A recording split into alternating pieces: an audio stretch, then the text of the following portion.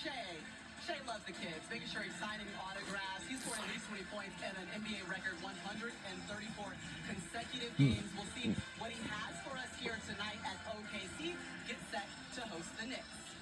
And we're so lucky that we get to host one of the most transformative players in the game, Caitlin Clark. And I say the game, not just women's in general. But Caitlin, the last time we had you on, it was February 1st. And I can remember because the next day there were going to be huge meetings between the WNBA and the WNBA about trying to get the CBA ratified. Yeah. Here we are, last day, and finally went down. I mean, when you take a look at what's outlined, what do you feel like is like the most transformative deal point? I mean, I think the salary and revenue sharing, I think it's a Now let's welcome Caitlin Clark. While she joins us on Basketball Night in America on NBA Showtime. That we're truly valued, and the product that we put on the floor is truly valued. So, just excited and really thankful for everybody on the WNBA side and everybody on the PA side. People put a lot of time and energy into it.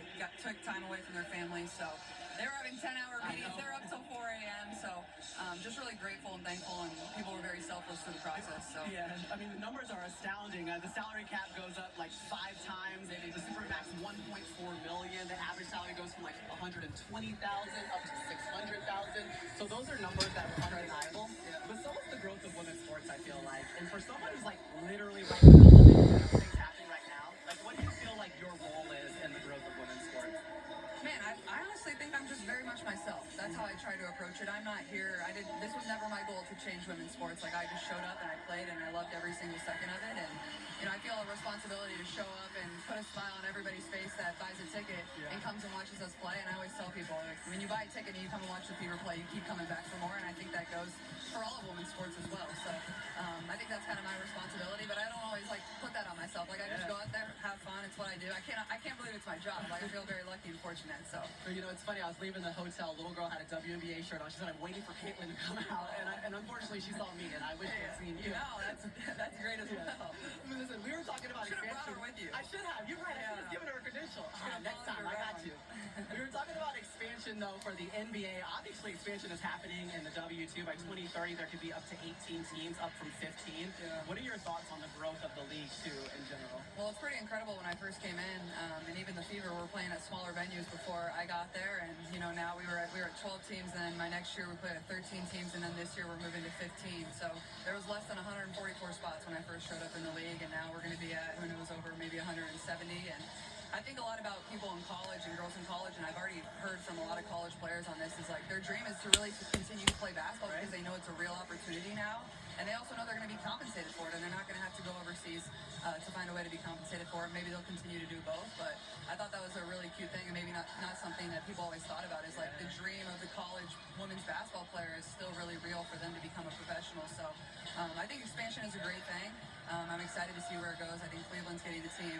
Connecticut's going down to Houston, and I think Philadelphia as well. So I'm excited. As many places as we can take women's basketball, I think it's just going to help not only women's basketball, but women's sports in general. Yeah, and this season you'll see the expansion go to Toronto and Portland. I got to get back to you and your play. I know you were injured most of last season, but you returned to the court after, 8 months off? Yeah, about 230 days or so? No one was counting. I was counting. But you came back for the World Cup qualifier. I'm just curious how it felt to be back in game situations and how you felt health-wise. I mean, you can simulate it as much as possible, but there's really nothing like putting on your uniform and lacing up your shoes and getting out there and playing. And obviously it was a little bit different of a situation.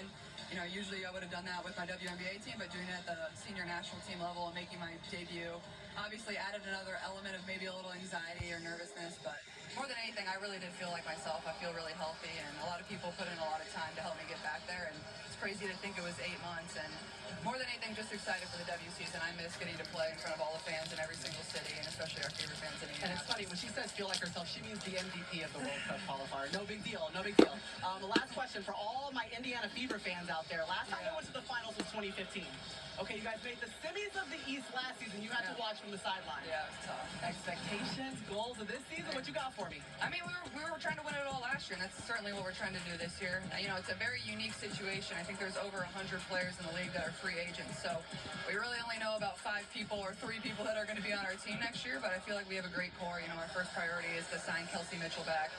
Was first team All-WNBA last year. Kind of my running mate in the backcourt. Right. She makes it really easy for me. So, you know, there's nothing like playing for the Fever. I think we're going to be the favorite to win it all. It adds a little pressure, but that's what you love about it. And we got a great squad, a great coach, great support staff, so I'm super excited. Okay, well, we're looking forward to watching it for sure. You guys saw that May 9th against the Dallas Wings. That'll be the first time you see Caitlin back in her Indiana Fever jersey, but they're getting ready for training camp. That starts April 19th for her.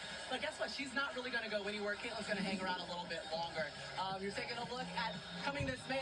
Coming this May, it's going to be the WNBA. Coming this May on NBC and Peacock. Ooh, how exciting that's going to be. Also, the WNBA will be on USA this May, too. Back on our air.